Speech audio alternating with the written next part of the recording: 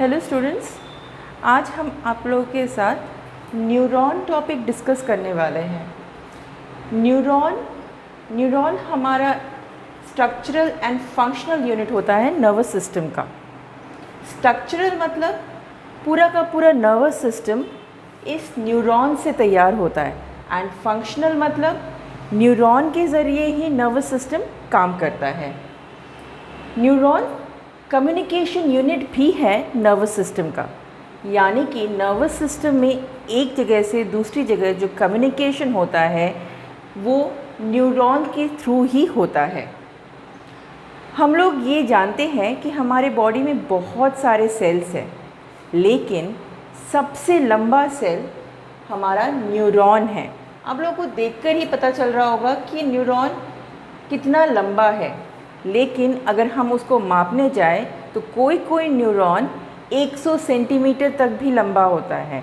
यानी कि हमारा एक स्केल जो 30 सेंटीमीटर का होता है, वैसे 3 स्केल अगर हम ले लें तो भी न्यूरॉन उससे ज़्यादा लंबा निकलेगा। न्यूरॉन नर्व इम्पल्सेस को डिटेक्ट करता है, रिसीव करता है और कंडक्ट करता है हमारे वेरियस बॉडी पार्ट्स में। Structure of neuron. अब हम लोग न्यूरॉन का स्ट्रक्चर देखेंगे। न्यूरॉन में 2 पार्ट्स होते हैं, एक साइटॉन और एक नर्व प्रोसेसेस। साइटॉन को पेरिकार्डियन, सोमा या सेल बॉडी भी कहते हैं। अब इसमें से ये हमारा साइटॉन है, इसको साइटॉन कहते हैं या इस तरह से इंडिकेट कर सकते हैं, इसको हम साइटॉन कहते हैं। और ये जो चीज़ है और ये जो चीज़ है इसको हम नर्व प्रोसेसेस कहते हैं।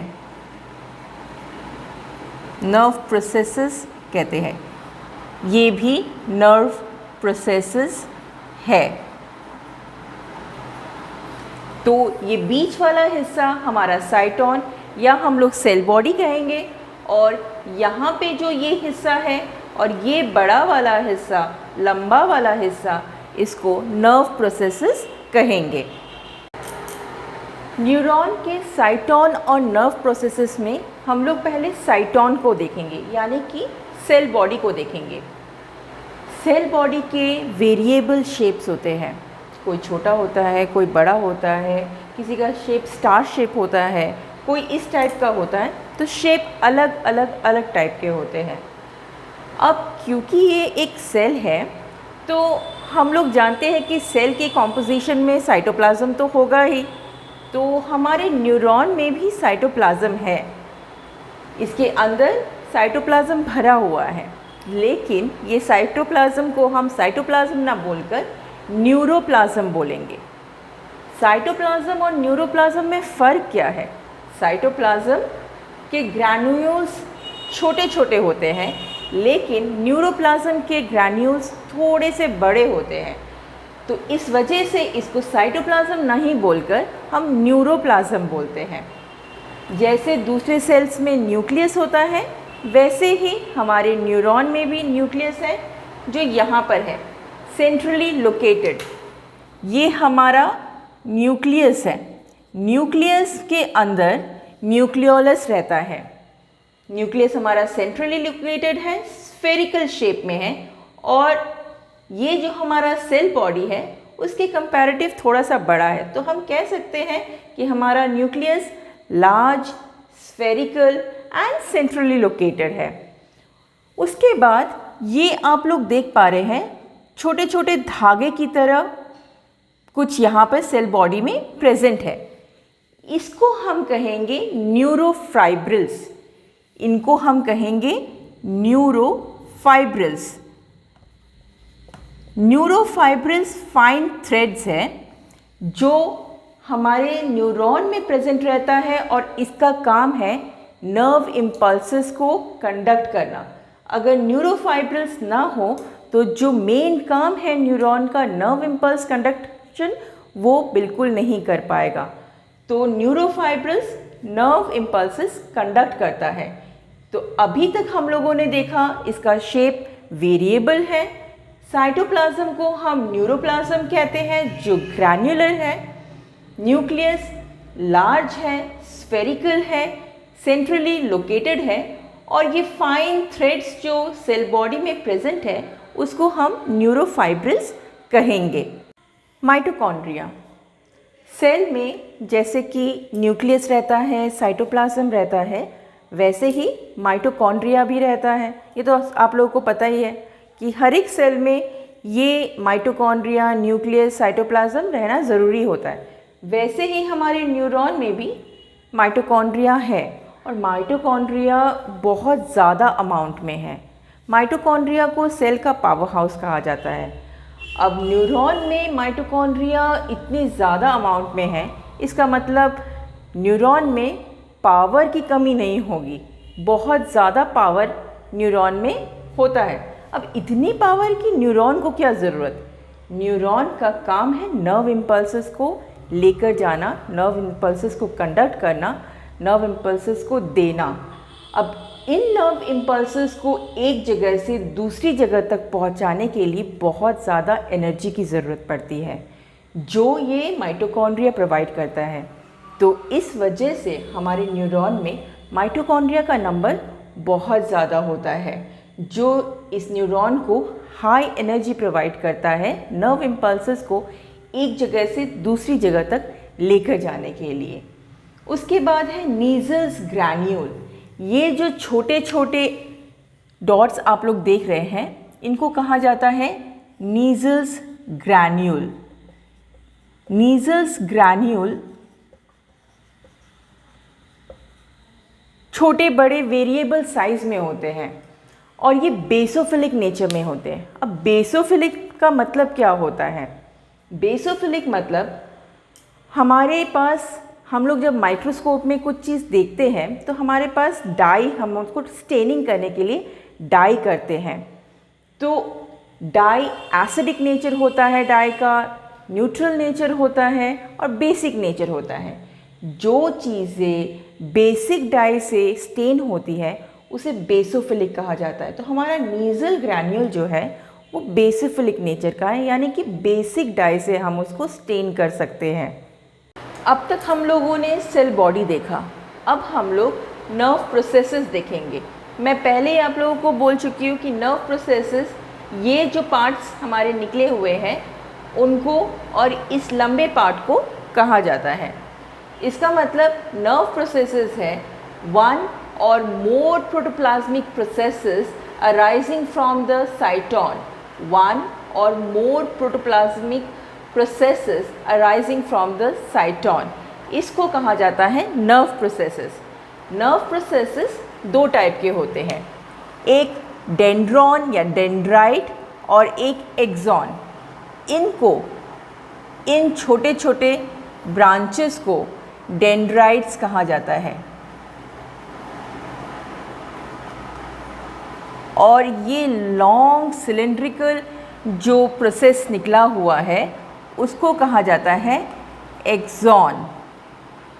तो ये जो छोटे छोटे ब्रांचेस हैं इसको हम डेंड्राइट्स कहेंगे, जो बहुत सारे नंबर्स में होते हैं, एक से ज़्यादा ही होते हैं, 4-5 भी हो सकते हैं, 2 भी हो सकते हैं, 3 भी हो सकते हैं, लेकिन एक्सॉन हर वक्त एक ही नंबर में होता है और वो सिलेंड्रिकल शेप में होता है, लंबा होता है, डेंड्राइट की तरह छोटा छोटा नहीं होता है।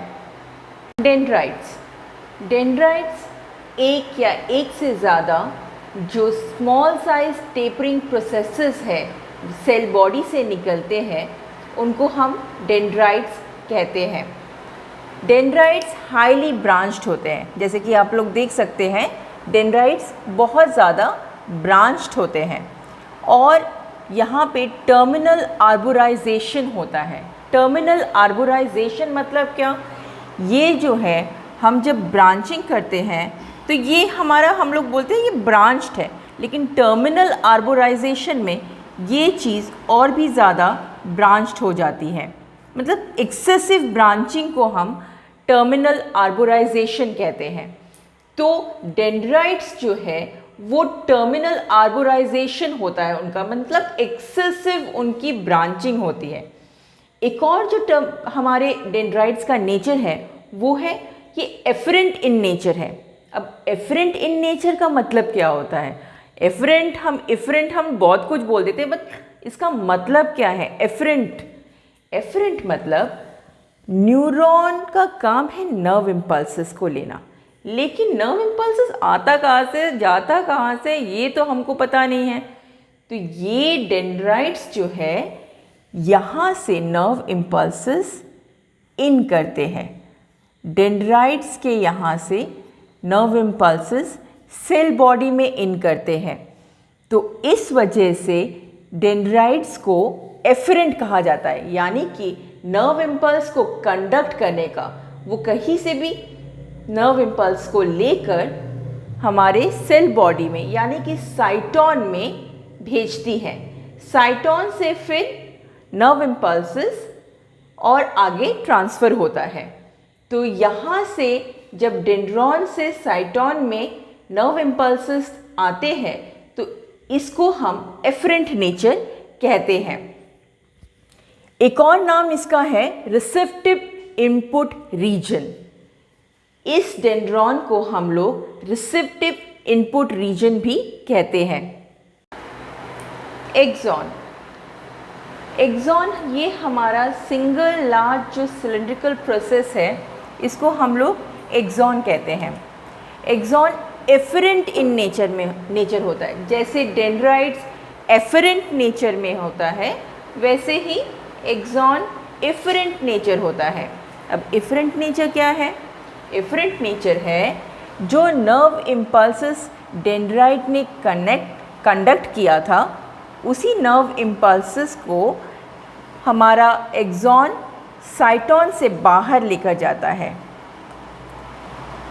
यहाँ से नर्व इम्पल्सेस अंदर आए और नर्व इम्पल्सेस को बाहर लेकर जाने का काम है एक्सॉन का। इसलिए एक्सॉन को कंडक्टिंग रीजन भी कहते हैं। एक्सॉन हमारे न्यूरॉन का सबसे लंबा नर्व प्रोसेस है। आप लोग डेंड्राइट्स देख सकते हैं, छोटे छोटे होते हैं, लेकिन एक्सॉन बहुत लंबा है। एक्सॉन के जो प्लाज्मा मेम्ब्रेन है, क्योंकि ये एक सेल है तो इसका एक प्लाज्मा मेम्ब्रेन होगा। ये प्लाज्मा मेम्ब्रेन को हम लोग कहते हैं एक्सोलेमा। जो प्लाज्मा मेम्ब्रेन है उसको हम कहते हैं एक्सोलेमा, और इसके अंदर जो साइटोप्लाज्म है उसको हम लोग एक्सोप्लाज्म कहते हैं। एक्सॉन के अंदर जो साइटोप्लाज्म है उसको हम लोग कहेंगे एक्सोप्लाज्म।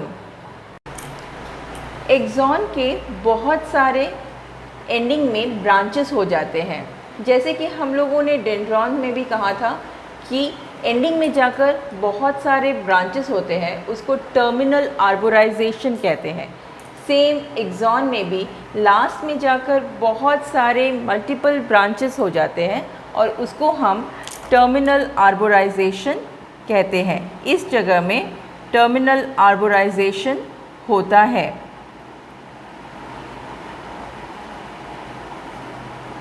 अब ये जो टर्मिनल आर्बोराइजेशन हुआ, यहाँ पे बहुत सारे ब्रांचेस हैं। अब ये ब्रांचेस जाकर किसी और जगह कनेक्ट होते हैं, एक जंक्शन फॉर्म होता है।